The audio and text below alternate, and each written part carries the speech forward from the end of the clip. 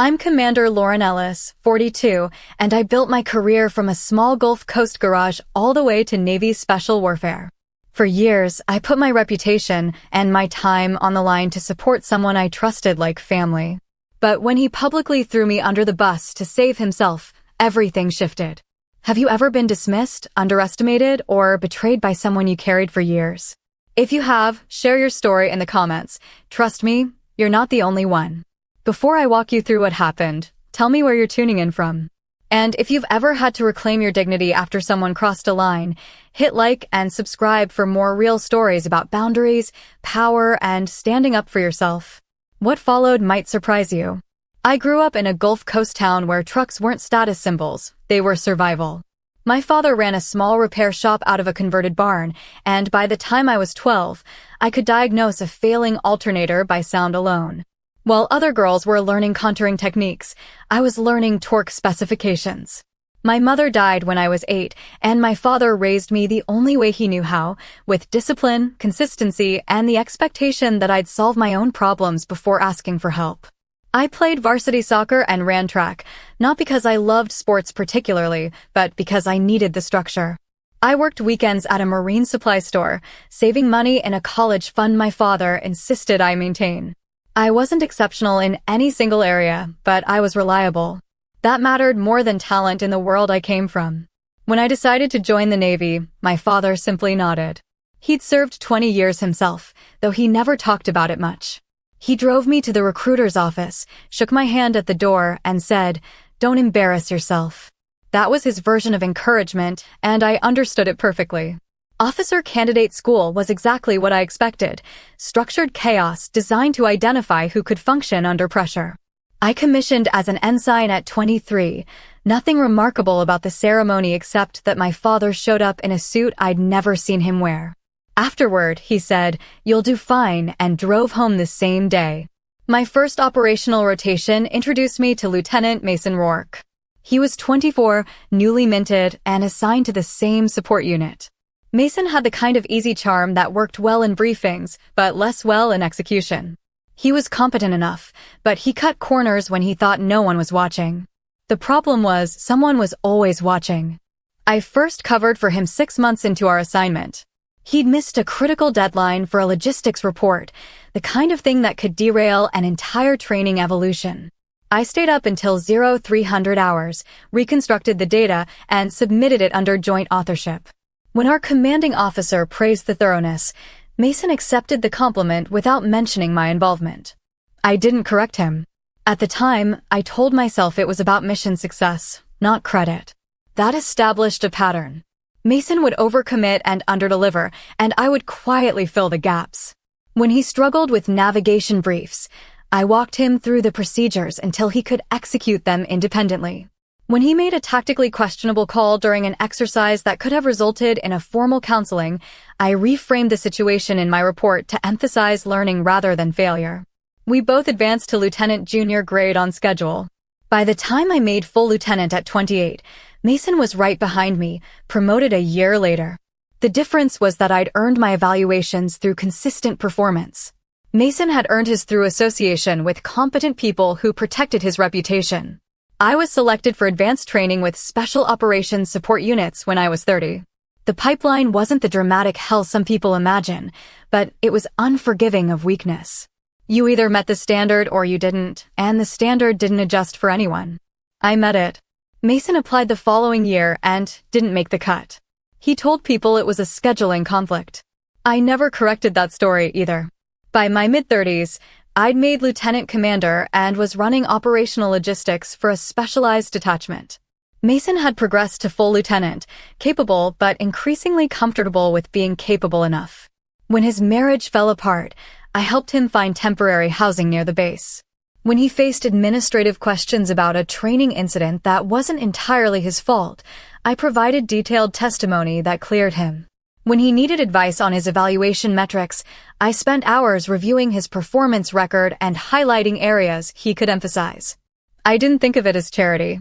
I thought of it as what you did for your people. Mason wasn't officially my subordinate for most of that time, but he was part of my professional circle, and I believed in taking care of that circle. At 36, I was promoted to commander. Mason made lieutenant commander 2 years later at 38. By then, I'd accumulated nearly 15 years of operational experience, multiple commendations, and a reputation for getting things done without drama. Mason had accumulated a solid record of competence, largely built on the foundation of people who'd covered his gaps. When I took command of a joint special operations detachment, Mason requested assignment to my team. I approved it. He was familiar, reliable in his way, and I believed I knew how to manage his weaknesses. That was my first significant miscalculation. The imbalance between us had been growing for years, but I'd been too focused on the mission to notice. I'd invested hundreds of hours in his career, training time, administrative coverage, professional advocacy. I'd written letters of recommendation, made calls to detailers, and quietly cleaned up his mistakes so they wouldn't follow him. Mason had invested nothing comparable in mine. When I needed assistance with a complex planning cycle, he was unavailable. When I asked for his input on a personnel matter, he delegated it back to me. When I suggested cross-training opportunities that would benefit the team, he dismissed them as unnecessary. I didn't resent the imbalance initially. I was senior, it was my job to mentor. But mentorship implies growth, and Mason had stopped growing years ago. He'd simply learned how to position himself near people who would compensate for his limitations. I remember sitting in my office late one night, reviewing 10 years of email correspondence. Subject lines that told the whole story. Quick question about the ops order. Need your advice. Can you look this over before I submit it? Hundreds of requests, almost none reciprocated. I wasn't angry exactly. Just tired. My senior enlisted advisor, Master Chief Adrian Cole, had been watching the dynamic longer than I had. He was 45, a veteran of more deployments than I could count, and he had no patience for professional imbalance. One afternoon, after Mason had left my office following another request for help with a task he should have been able to handle independently, the Master Chief closed the door and sat down without being invited. "Ma'am, you know he's using you." I looked up from my screen. "He's a member of the team. He's a liability you keep insulating from consequences." The Master Chief's voice was even factual. And he knows it. I didn't argue. I didn't agree either. But I also didn't forget the observation. I thought loyalty worked both ways. At the time, I still believed that. Mason arrived at my command with a new variable in his life, Brianna Hale. She was 28, worked in marketing for a defense contractor, and maintained an aggressively curated social media presence. Everything was content. Every meal, every trip, every moment was framed for maximum visibility. I met her once at a unit function. She was pleasant enough, though she spent more time photographing the venue than engaging with anyone present. Mason seemed different around her, more performative. He laughed louder, talked more, and referenced things that had nothing to do with our work. That was fine. People are entitled to their personal lives. What wasn't fine was when his personal life started rewriting his professional history. It started small. In a planning meeting, Mason casually mentioned that he'd figured out a navigation solution on a previous deployment. I'd walked him through that exact solution over the course of 3 days. He didn't acknowledge that. He presented it as independent problem solving. Another time, during a briefing with the detachment leadership, he described handling a complex logistics challenge on his own.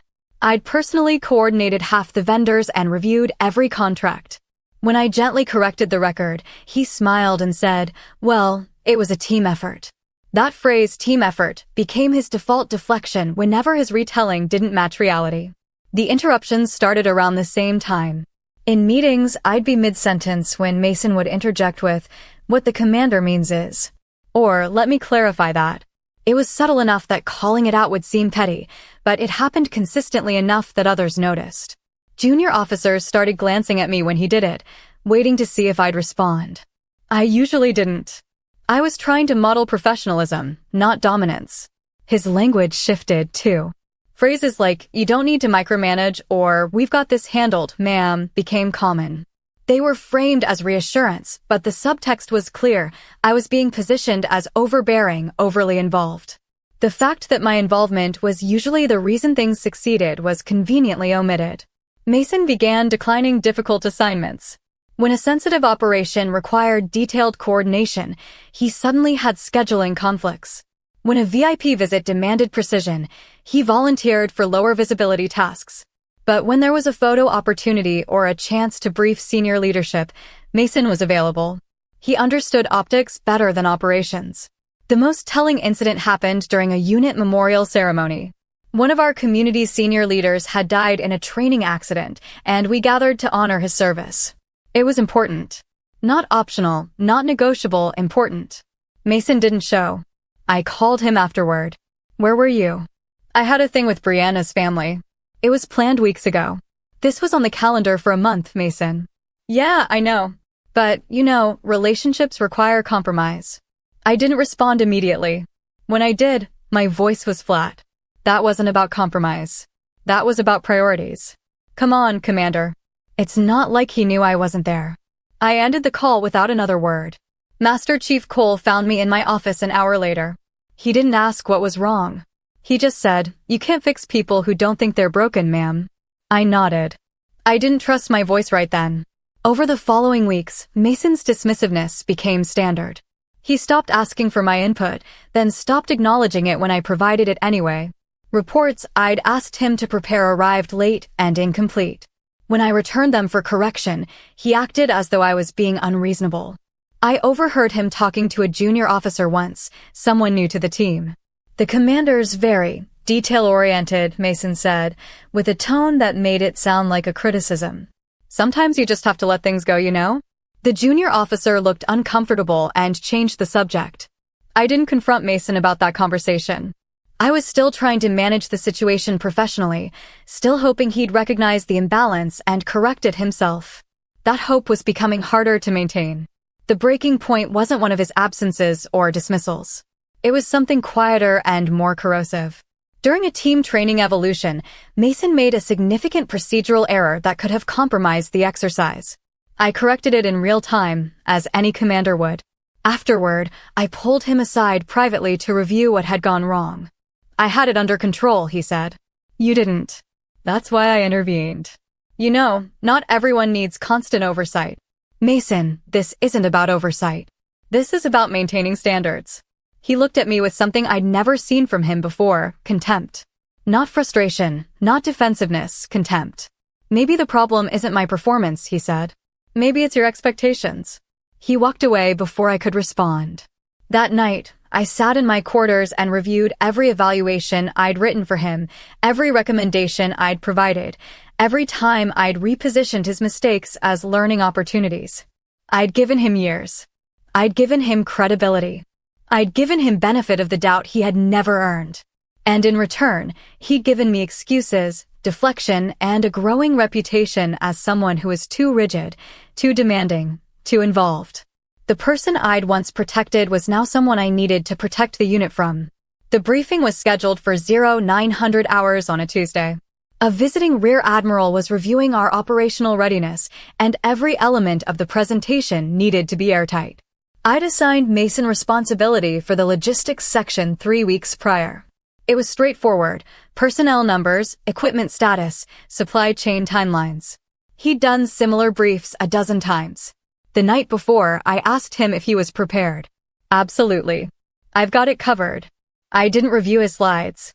That was my second miscalculation. The Admiral arrived on time, accompanied by his aide and 2 members of his staff. We gathered in the conference room, and I opened with the operational overview. My section went smoothly: clear data, concise delivery, no questions. I transitioned to Mason. His first 3 slides were fine. Then he reached the equipment readiness chart, and I saw the problem immediately. The data was incomplete. Maintenance schedules were missing. Projected timelines didn't account for ongoing repairs. It wasn't just rough, it was wrong. The Admiral leaned forward. Commander Rourke, these numbers don't align with the report I reviewed last month. Where's the updated maintenance log? Mason hesitated.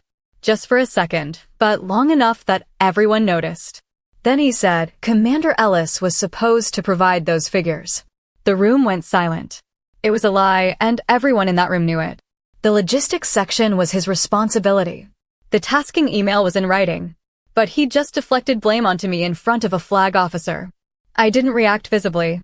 I opened my tablet, pulled up the correct data, and addressed the Admiral directly. Sir, The updated maintenance log is here. I'll have the complete readiness report on your desk within 2 hours. The Admiral nodded, his expression unreadable. See that you do. The briefing continued, but the damage was done. Mason didn't apologize, didn't correct himself, didn't even look uncomfortable. He simply moved to the next slide as though nothing had happened. Afterward, the Admiral's aide approached me privately. For what it's worth, ma'am, we know whose responsibility that was. It was professional courtesy, nothing more. But the fact that he felt the need to say it meant the incident would be remembered. I found Mason in the hallway 20 minutes later. My office. Now. He followed, but his posture was casual, unconcerned. I closed the door and stood behind my desk. I didn't sit. I didn't invite him to sit, either. That was unacceptable. He shrugged. It was a briefing. Things happen. You lied, Mason. In front of a flag officer. You publicly blamed me for your failure. I didn't lie. I just misspoke. No. You lied. And you know it. He leaned against the wall, arms crossed. Look, it's just politics. You know how these things work. Don't take it personally. This isn't personal. This is professional. And what you did was unprofessional. Maybe, he said, his tone shifting to something sharper, you need to accept that not everything is about control. Sometimes people make mistakes. Sometimes you need to let things go. I kept my voice level. I've let things go for years, Mason. I've covered for you, advocated for you, protected your reputation when you didn't deserve it. Today, you repaid that by throwing me under the bus to save yourself embarrassment. You're being dramatic. I'm being accurate. He pushed off the wall, suddenly irritated. You know what your problem is? You're too sensitive for command. You take everything personally. This is a high-pressure environment, and if you can't handle a little deflection, maybe you're not cut out for it. I didn't respond immediately. I just looked at him, this person I'd mentored, supported, and defended for over a decade. And I realized I didn't recognize him anymore. Maybe I never had. Get out of my office. He left without another word. The rumors started within 48 hours. Whispers that I'd been unprepared for the Admiral's visit. Suggestions that I was rigid, inflexible, unwilling to share responsibility. None of it was true, but truth mattered less than perception, and Mason had successfully planted doubt. Junior officers started approaching me with cautious questions. Ma'am, is everything okay with the command? They didn't ask directly, but the concern was clear. My reputation, built over 2 decades of consistent performance, was suddenly in question because of one man's deflection. Master Chief Cole didn't mince words. He's using your credibility as a safety net, ma'am. He knows you won't let the ship sink, so he pushes boundaries because there's no real consequence. There will be now. The Master Chief nodded. Good. I spent that evening documenting everything. I pulled every email, every tasking order, every evaluation I'd written for Mason over the years. I reviewed timelines, cross-referenced performance reports, and built a factual record of his pattern of behavior. Not out of anger, out of necessity. I scheduled a meeting with my immediate superior, a captain who'd known both of us for years. I presented the documentation without editorial. Just facts, assigned tasks, completed tasks, instances of deflection, patterns of underperformance. The captain reviewed the file in silence. Then he looked up. This is thorough. Yes, sir. You're requesting his reassignment. I am. He's going to push back. I'm aware. The captain closed the folder. I'll support this. But be prepared for fallout. He's not going to go quietly. I know. I left that meeting with clarity I hadn't felt in months. I wasn't angry anymore. I was just done. The transfer request went through official channels within 72 hours. Mason was to be reassigned to a staff billet at a different command, effective in 30 days. It was professional, procedural, and entirely justified by documented performance issues. There was no drama in the paperwork, no personal accusations, just a clear record that his presence was detrimental to unit cohesion. Mason found out through official notification. He didn't come to me first. He went directly to the command leadership and requested a meeting to contest the decision. That meeting lasted 15 minutes. The captain listened, reviewed the documentation I'd provided, and denied the appeal. The transfer stood. That's when Mason came to my office. He didn't knock. He pushed the door open and walked in, his face flushed. You're ruining my career. I looked up from my computer. Closed the door. He kicked it shut. You can't do this. It's already done. Over one briefing? Over one mistake. I leaned back in my chair, keeping my voice even. This isn't about one briefing. This is about a pattern of behavior spanning years. Behavior I documented thoroughly before making this request. You're exaggerating. I'm being factual. You've been underperforming for years, Mason. I've been covering for it. That ends now. He stepped closer to my desk. You owe me. After everything I stop. I stood, not aggressive, just present.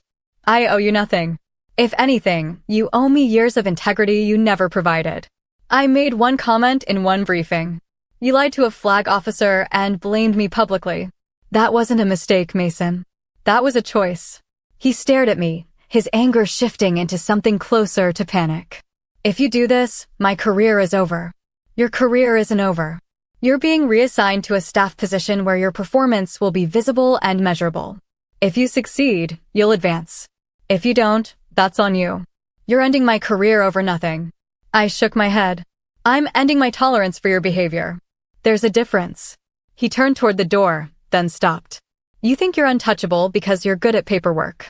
You think rank protects you. But people see what you really are. And what's that? A control freak who can't let anyone succeed without her permission. I didn't react. I just waited until he left, the door slamming behind him. The text started that night. Long messages about betrayal, about loyalty, about how I didn't understand what I was doing to him. I didn't respond. By the third day, he'd sent 14 messages. I forwarded them to the command legal office for documentation and blocked his number. He tried a different approach. He started appearing in places he knew I'd be, the gym, the commissary, the parking lot near my building. Never overtly threatening, just present. Master Chief Cole noticed and assigned an escort protocol without me asking. You don't need the distraction, ma'am. Brianna's social media activity shifted during this period. Vague posts about toxic leadership and women who tear other women down. Nothing explicit, nothing I could address formally, but the implication was clear. A few junior personnel mentioned seeing the posts. I told them to ignore it. Professionalism meant not engaging with noise. A week before Mason's transfer date, a senior officer from a different command called me. He was someone I respected, someone whose judgment I valued.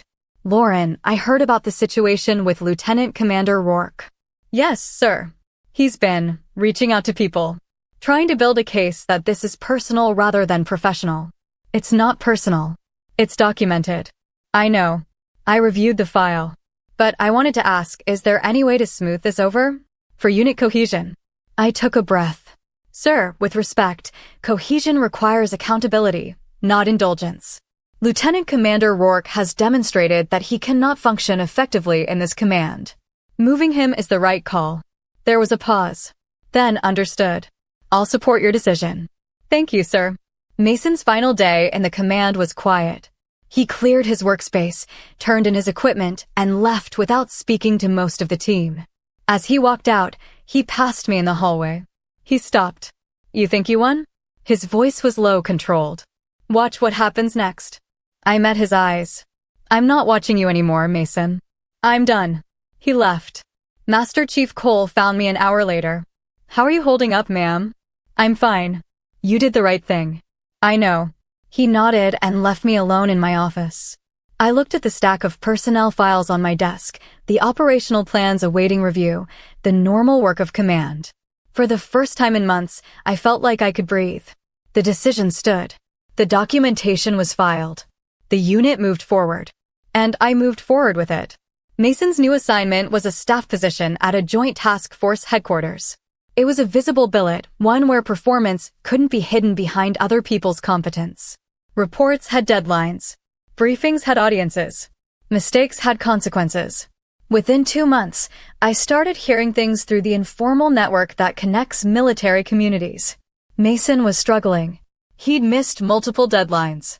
His briefings were disorganized. His supervisors were less accommodating than I'd been, less willing to compensate for his gaps. I didn't take satisfaction in that information. I just noted it and moved on. His success or failure was no longer my responsibility. 3 months into his assignment, Brianna's social media went dark for a week. When it came back online, the posts about Mason had stopped. There were new photos, different locations, different people, vague captions about moving forward and new chapters. Someone mentioned seeing her with someone else at a local restaurant. Mason's promotion to commander came up for review at the 6-month mark. According to someone who'd seen the board results, his package was deferred. Not rejected outright, but set aside for reconsideration pending improved performance. It was the kind of outcome that happens when your record shows potential, but your recent evaluations show decline. I didn't monitor his career actively. Information just filtered through the network the way it always does. People talk. I listened when it was relevant and ignored it when it wasn't. My own detachment, meanwhile, flourished. With Mason gone, the operational tempo stabilized. Junior officers stepped up without the confusion of conflicting guidance. Evaluations came back exemplary. The command climate survey reflected improved morale and cohesion. We executed 2 major exercises without significant issues and received commendations for both. 6 months after Mason's transfer, I was called into the captain's office. He handed me a folder without preamble. "You're being recommended for a joint task force assignment. Competitive billet. They specifically requested you." I opened the folder and scanned the details. It was a significant opportunity, the kind that marked you as someone being considered for higher leadership. "Thank you, sir. You earned it. Your performance over the last year has been exceptional." I didn't mention that the last year's performance was partly the result of removing someone who'd been undermining it. I just accepted the recognition and moved forward. I started seeing what life looked like without carrying someone else's weight. My schedule had space in it. I slept better. I stopped second-guessing decisions because I wasn't constantly compensating for someone else's gaps. The work was still demanding, but it was clean demanding, the kind that comes from legitimate challenges, not interpersonal dysfunction. Master Chief Cole noticed. "You seem lighter, ma'am." "I feel lighter." "Good. That's how it should be." I ran into Mason once during this period, at a regional training conference. We were in the same building, but different sessions. I saw him across the lobby, looking tired and older than I remembered. He saw me too. He didn't approach. He just nodded slightly and kept walking. I returned the gesture and continued to my session. That was the entirety of our interaction. No confrontation, no drama. Just 2 people whose professional paths had diverged, acknowledging each other's existence and moving on. I thought about that moment later. About how much energy I'd invested in him over the years. About how little of it had mattered in the end. About how the best thing I'd ever done for my own career was stop trying to save his. Master Chief Cole had been right months ago. You can't fix people who don't think they're broken. And you can't carry people who won't carry themselves. The only choice is whether you let their weight drag you down or whether you set it aside and keep moving. I'd chosen to keep moving. During a planning meeting around this time, a junior lieutenant asked me for advice on handling a difficult subordinate. I listened to the situation, recognized some familiar patterns, and gave him the guidance I wished someone had given me years earlier. Document everything. Set clear expectations. Give them opportunity to improve. But if they won't, don't sacrifice the unit trying to save one person. Your responsibility is to the mission and the team, not to protecting someone from consequences they've earned. He nodded, taking notes. "Did you learn that from experience, ma'am?" "Yes," I said. Expensive experience. Later that week, I received a message from my detailer about the Joint Task Force position. The assignment was confirmed. I'd transfer in 90 days. It was a significant step forward, exactly the kind of opportunity I'd been working toward for years. I looked at the notification, then looked around my office. At the plaques on the wall, the unit photos, the operational maps. At the evidence of work done well, of problems solved, of people led effectively. All of it had been possible because I'd finally made the hard decision to prioritize the mission over misplaced loyalty. Sometimes justice isn't loud. Sometimes it's simply the removal of what held you back. Mason requested a meeting 4 months after his transfer. The email was brief and professional. "Would you have time to talk?" "I'll keep it short." I considered not responding. The chapter was closed. Reopening it served no purpose. But curiosity got the better of me. I wanted to see what he thought there was left to say. 15 minutes. My office. Thursday at 1400 hours. He arrived exactly on time. He looked different, thinner, more worn. He stood in the doorway until I gestured to the chair. He sat carefully, as though aware of being in someone else's space. "Thank you for seeing me." I didn't respond. I just waited. He took a breath. "I handled things poorly. The briefing, the transfer, all of it. You didn't deserve what I said or how I acted." I kept my expression neutral. "Go on. I spent a lot of years taking things for granted. Your help, your patience, your willingness to cover for me. I didn't appreciate it. I didn't even recognize it half the time. And when you finally stopped, I blamed you instead of looking at myself." I still didn't speak. I wanted to see how much of this was genuine and how much was strategic. The last few months have been difficult. I've been struggling in this new position. No one there is interested in making things easier for me. They just expect me to perform. And when I don't, there are consequences. "That's called accountability," I said quietly. "I know." He looked down at his hands. "I'm not asking for anything. I just wanted to say I'm sorry. You invested a lot in me over the years, and I repaid that by undermining you. That was wrong." I leaned back in my chair, studying him. The apology seemed genuine, but I'd seen Mason be convincing before. Still, there was something different now, something that felt less like performance and more like exhaustion. "I accept the apology," I said finally. "But we're not returning to how things were." "I understand." "I mean it, Mason. This isn't a reconciliation. This is me acknowledging that you've recognized a problem. What you do with that recognition is your responsibility, not mine." "I know." I stood, signaling the meeting was over. He stood as well, hesitating at the door. "For what it's worth," he said, "you're a better officer than I ever gave you credit for." "That's not worth much now," I replied. "But it's noted." He left. Master Chief Cole appeared in my doorway 10 minutes later. "How'd it go?" He apologized. "You believe him?" "I believe he's struggling. Whether he changes or not isn't my concern anymore." "Good answer, ma'am." Over the following weeks, I maintained strict professional boundaries with Mason. When he sent a follow-up email asking for advice on a personnel issue, I responded with a brief, factual answer and nothing more. When he asked if I'd be willing to provide feedback on his evaluation, I declined politely but firmly. "I'm not the right person for that, Mason.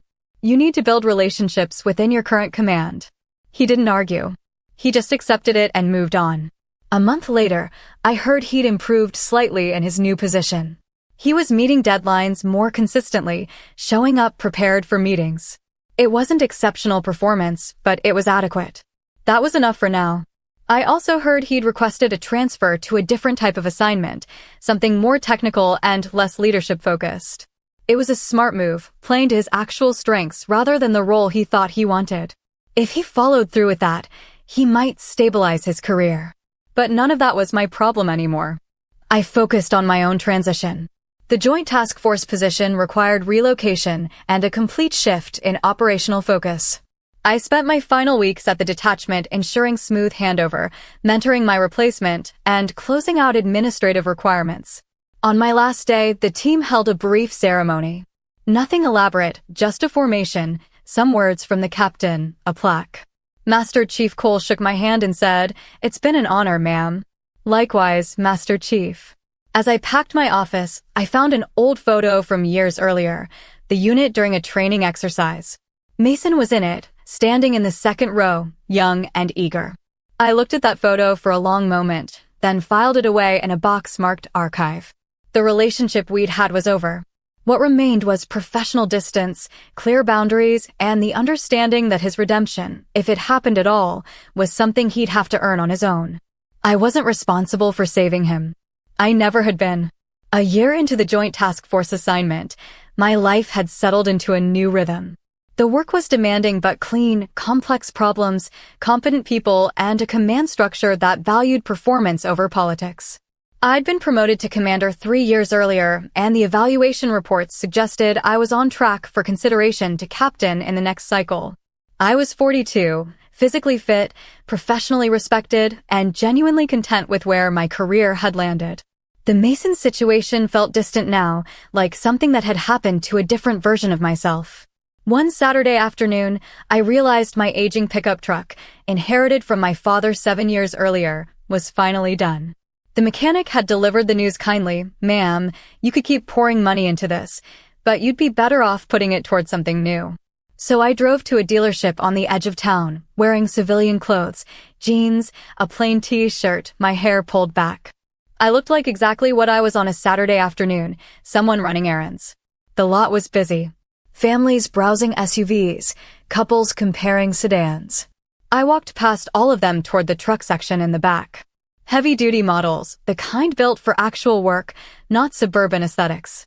A salesman spotted me from across the lot. He was maybe 55, wearing a polo shirt with the dealership logo, and he had that particular smile salespeople develop, friendly until they decide you're not worth the effort. "Can I help you find something?" "I'm looking at the heavy-duty trucks." I gestured toward a model at the end of the row. "I'd like to test drive that one." He glanced at the truck, then back at me. His smile shifted slightly, becoming more patronizing. "That's a big truck. Are you sure? It's got a lot of power, might be more than you're used to handling." "I'm sure." He laughed, not meanly, but dismissively. "That truck is really for men, honey. It's a serious work vehicle. Let me show you something more practical." I didn't react visibly. I just waited. He walked toward the SUV section. "Now, we've got some great family vehicles over here. Excellent safety ratings, plenty of space for groceries, easy to park. I don't need a family vehicle. I need a truck. Right? But what are you actually going to use it for?" His tone was patient, the way you'd explain something to a child. "Most women prefer something easier to manage. Trust me, I've been doing this for 20 years. That truck back there? It's not what you want." I reached into my pocket and pulled out my wallet. I extracted my military ID and handed it to him without a word. He glanced at it casually, still talking. "Like I said, I can get you into something that..." He stopped mid-sentence. His eyes had found the relevant line on the ID. Rank, Commander 05. Designation, Naval Special Warfare / Joint Special Operations. He looked up at me, then back down at the ID. The keys to the truck he dismissed were in his other hand. He seemed to forget he was holding them. He cleared his throat. "I didn't realize." I took the ID back calmly. "The truck. I'd like to test drive it." He handed me the keys without another word. His hand was shaking slightly. I walked back to the heavy-duty truck, unlocked it, adjusted the seat and mirrors, and started the engine. It ran smoothly, good torque, solid transmission response. I took it out onto the highway, ran it through various conditions, and confirmed it met my requirements.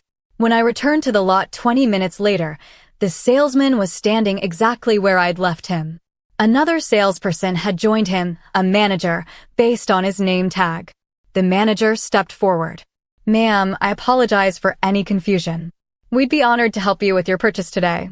"No confusion," I said evenly. "Just assumptions." I bought the truck. The financing took 45 minutes, and during that entire time, the original salesman avoided looking directly at me. When I signed the final papers, the manager offered his hand. "Thank you for your service." I shook it briefly. "Just doing my job." I drove off the lot in the truck, the late afternoon sun reflecting off the hood. The vehicle handled exactly as I'd expected, powerful, reliable, built for purpose rather than appearance. I thought about the salesman's face when he'd read my ID. About the assumption that because I was a woman, I couldn't handle something built for serious work. About how quickly people adjust their behavior when their assumptions are proven wrong. I'd spent 20 years proving assumptions wrong. Not loudly, not dramatically, just consistently. The salesman was simply the latest in a long line of people who'd underestimated me based on appearance rather than capability. As I drove home, I thought about everything that had brought me to this moment. The years in service, the difficult decisions, the professional battles, the choice to stop carrying people who wouldn't carry themselves. Mason's betrayal and the fallout that followed. The slow rebuilding of trust and reputation. The promotions, the evaluations, the quiet accumulation of competence and respect. People underestimate you. They always will. Some do it because of your gender, some because of your demeanor, some because you don't perform confidence the way they expect. It doesn't matter why. What matters is what you do with that underestimation. You can exhaust yourself trying to correct every assumption, or you can simply perform and let results speak. You can demand recognition, or you can build a record so solid that recognition becomes inevitable. I'd chosen the latter. Not out of patience or nobility, out of pragmatism. Energy spent defending yourself is energy not spent on the mission. And the mission always mattered more than the comfort of people who couldn't see past their own limitations. The truck handled the highway well. I'd need it for the occasional move between duty stations, for transporting equipment, for the practical demands of military life that civilians rarely consider. It would serve its purpose reliably, without fanfare, without needing to justify its existence. I respected that. By the time I pulled into my driveway, the sun was setting over the water. I sat in the truck for a moment, engine idling, watching the light change. Somewhere out there, Mason was still working to rebuild a career he nearly destroyed through his own carelessness. Brianna was posting about her new life with someone else. The salesman was probably telling his colleagues about the woman commander he'd underestimated. The admiral whose briefing had gone sideways months ago had long since moved on to other concerns. All of it, the betrayal, the consequences, the assumptions, the corrections, was just part of the landscape of a life spent in service. Not exceptional. Not unique. Just the accumulated experience of someone who'd chosen a difficult path and stayed on it when easier options existed.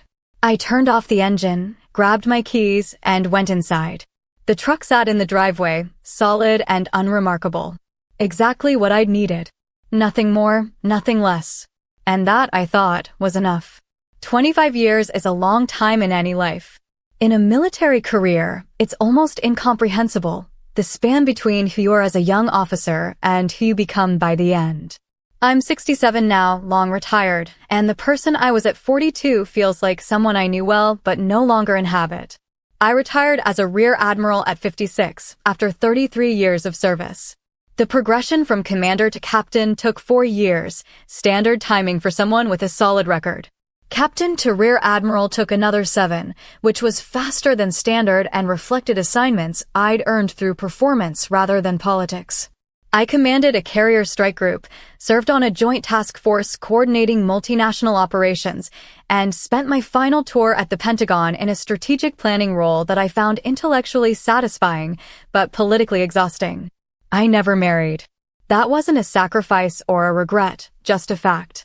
I had relationships over the years, some serious, most not.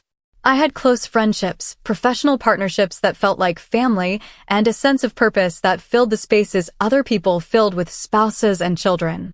My father died when I was 51, quietly in his sleep, in the same house where I'd grown up. I inherited that house and kept it, though I rarely visited. It sits there still, a physical anchor to a version of myself that feels both familiar and foreign.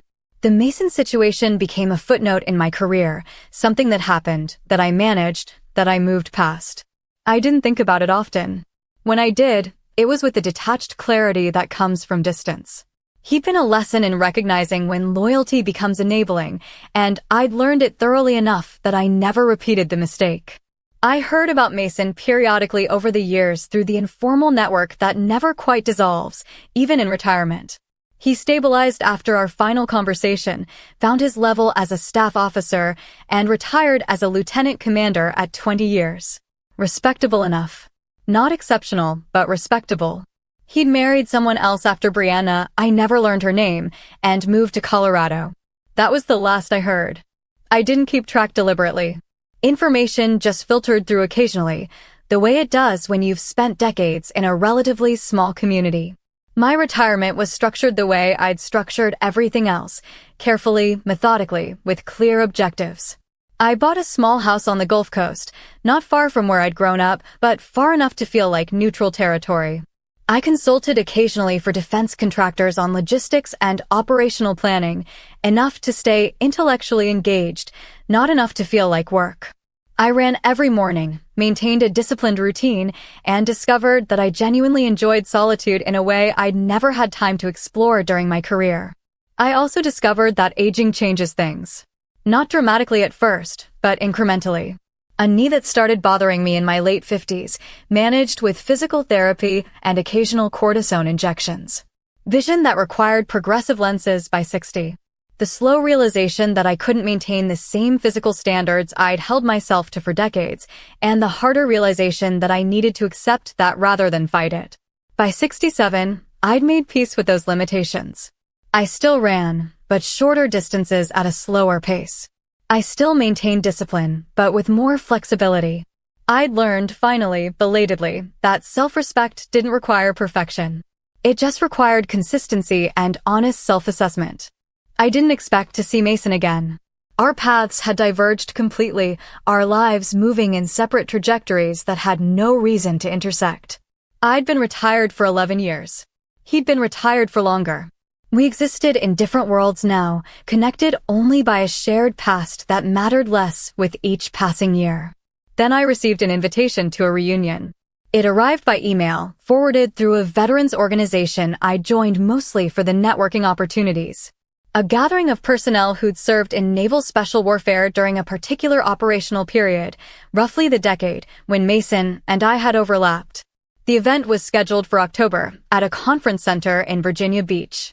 Optional attendance, casual dress, a chance to reconnect with people who'd shared a particular chapter of military history. I almost didn't go. I'd attended similar events before and found them unsatisfying. Too much nostalgia, too many people trying to relive glory that felt less glorious in retrospect. But something about this invitation made me reconsider. Maybe it was the specific time frame. Maybe it was curiosity about who else would attend. Maybe it was just the fact that I had nothing else scheduled that weekend. I RSVP'd affirmatively and made arrangements. The drive to Virginia Beach took 6 hours. I left early on a Friday morning, the highway familiar from decades of similar trips. The conference center was modern and generic, the kind of space that could host anything from a corporate retreat to a wedding reception. I arrived mid-afternoon, checked into the adjacent hotel, and spent an hour reviewing the attendee list that had been posted online. There were 83 names. I recognized maybe 40. Some were people I'd worked with closely. Others were familiar only as names from reports or brief encounters. Mason's name was on the list. I noted it without emotion and continued reviewing. The event began at 1800 hours with a reception in the main conference hall. I dressed in business casual slacks, a collared shirt, comfortable shoes. I wore my Naval Academy ring and a small pin indicating my rank at retirement, not out of ego, but out of practicality. People would want to know, and the visual shorthand saved repetitive conversations. The hall was already crowded when I arrived. Groups clustered around high-top tables, conversations animated with the particular energy of people reconnecting after years apart. I recognized faces immediately older, heavier or thinner, marked by time, but still fundamentally recognizable. Master Chief Adrian Coles spotted me first. He was 70 now, fully gray, but his posture was still impeccable. He'd retired as the Master Chief Petty Officer of a major command and had spent his retirement running a nonprofit that helped veterans transition to civilian life. Admiral Ellis. He shook my hand firmly.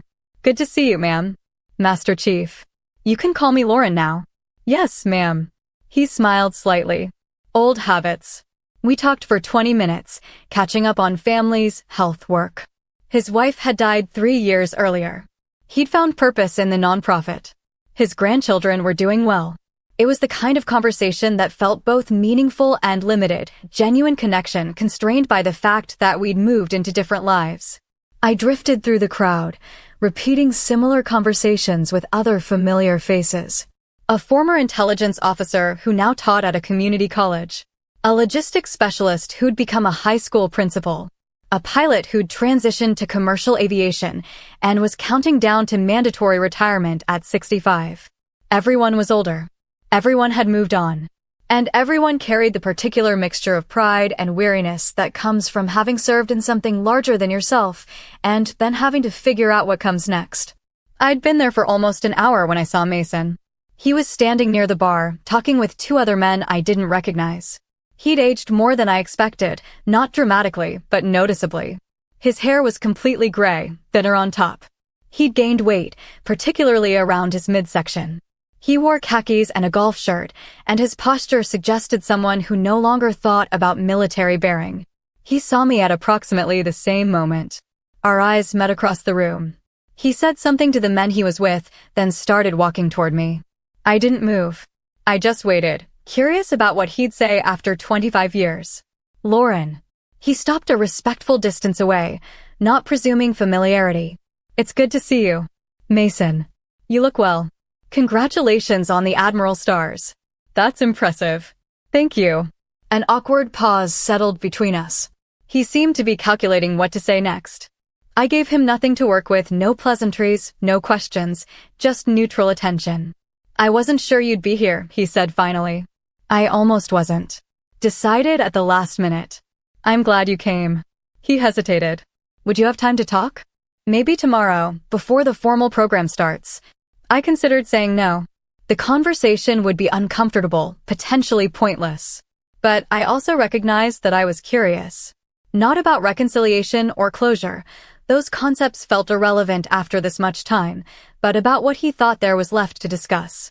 Tomorrow morning. The hotel restaurant. 0800. I'll be there. He nodded and walked away, rejoining the group at the bar. I watched him go, noting the way he moved carefully, as though his body had started betraying him in small ways. I recognized that feeling. Age did that to everyone eventually.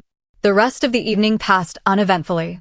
I talked with more people, exchanged contact information I'd probably never use, and left around 2100 hours. Back in my hotel room, I sat by the window and looked out at the parking lot, processing the encounter. 25 years. An entire generation. And yet the weight of our shared history still existed, diminished but present, like scar tissue that aches in cold weather. I slept poorly that night, though I couldn't identify why. Mason arrived at the restaurant at 0745. I was already there, drinking coffee and reviewing the menu. He spotted me immediately and walked over. You're early. Always have been. I gestured to the chair across from me. Sit. He sat, ordered coffee when the server appeared, and waited until we were alone again before speaking. Thank you for agreeing to this. I didn't respond. I just waited for him to continue. I've thought about reaching out for years, he said.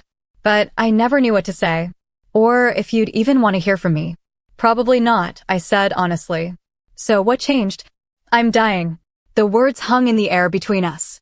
I kept my expression neutral, but something shifted internally, not sympathy exactly, but a recognition that this conversation had stakes I hadn't anticipated. What's the diagnosis? Pancreatic cancer. Stage 4. Diagnosed 6 months ago.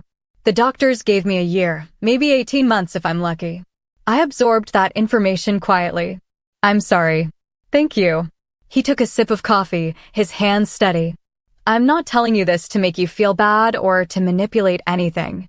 I just wanted you to understand why I asked to talk. I don't have a lot of time left to say things I should have said a long time ago. You apologized 25 years ago. I accepted it. We don't need to revisit that. I know. But that apology was incomplete. I was still making excuses, still minimizing what I'd done. I've had a lot of time since then to think about it more honestly. I leaned back in my chair, studying him. Go ahead then. He took a breath. I used you. For years. I took everything you offered, mentorship, protection, advocacy, and I treated it like it was owed to me. Like your competence existed to compensate for my laziness. And when you finally stopped enabling that, I tried to destroy your reputation rather than accept responsibility. Yes, I said simply. You did. I told myself at the time that I was just playing the game. That deflecting blame was normal, that everyone did it, that you were being too rigid. But that was a lie. I knew what I was doing. I just didn't care because it was easier than changing. I sipped my coffee, letting him continue. After you transferred me, I spent months being angry. Telling anyone who'd listen that you'd ended my career over nothing.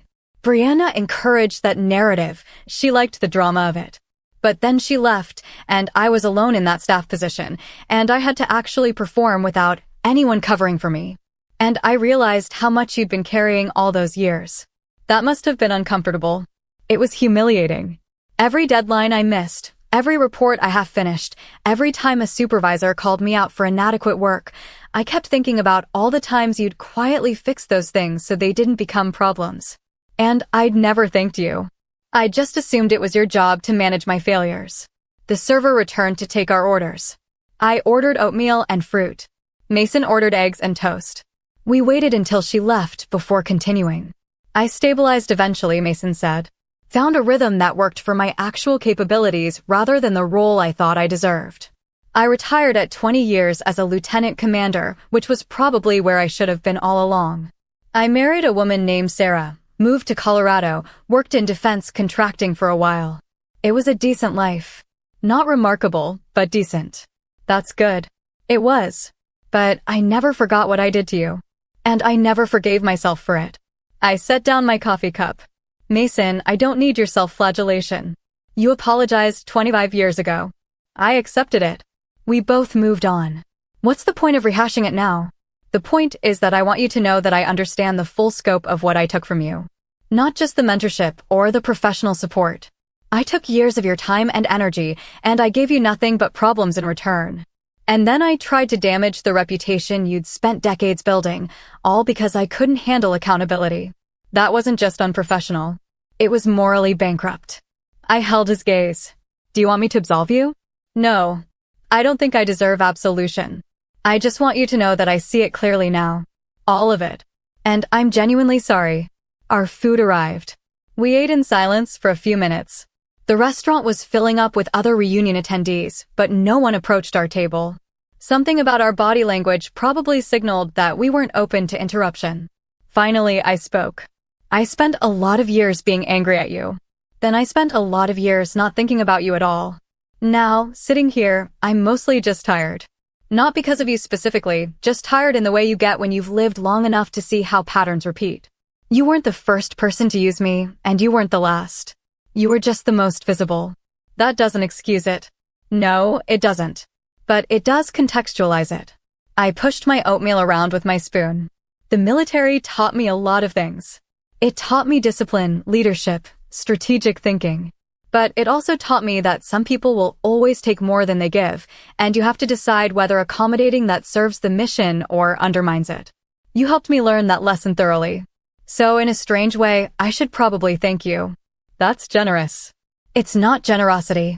It's just perspective. I looked at him directly. You're dying. I'm getting old. Neither of us has time for anything but honesty. So here's the truth. I don't hate you. I haven't for a long time. I don't think about you much at all. What happened between us shaped part of my career, but it didn't define it. I went on to do meaningful work, to earn promotions based on merit, to build a legacy I'm proud of. Your betrayal was a chapter, not the story. Mason nodded slowly. That's more than I deserve. Probably. But it's also the truth. We finished our breakfast in relative silence. When the check came, Mason reached for it, but I waved him off. I've got it. Lauren, it's fine. Consider it a final settlement of accounts. He smiled slightly at that. Fair enough. We stood and walked out of the restaurant together. In the lobby, he stopped and turned to me. I know this doesn't change anything, but I want you to know that seeing who you became, admiral, respected leader, someone who actually lived up to the standards you set, it made me realize how small my own ambitions were. I wanted rank and recognition. You wanted to serve effectively. Those aren't the same thing. No, I agreed. They're not. He extended his hand. I shook it. Take care of yourself, Mason. You too, Admiral. He walked toward the elevator. I watched him go, this man who'd once been such a significant source of frustration, and who now was just another person dealing with mortality. I felt something, not quite sympathy, not quite indifference. Just a recognition that we'd both traveled long roads from where we'd started, and those roads had led to very different destinations. I spent the rest of the weekend at the reunion, participating in panels, reconnecting with people whose company I genuinely enjoyed, and reflecting on what 25 years of distance had clarified. That evening, there was a formal dinner with speeches from senior officers who'd held command during our era. I sat at a table with Master Chief Cole and several others from my old detachment. The conversation was warm, occasionally funny, marked by the easy familiarity of people who'd trusted each other under pressure. Mason was at a table across the room. We didn't interact again. I saw him talking with others, laughing occasionally, looking tired but present. At one point, our eyes met across the room.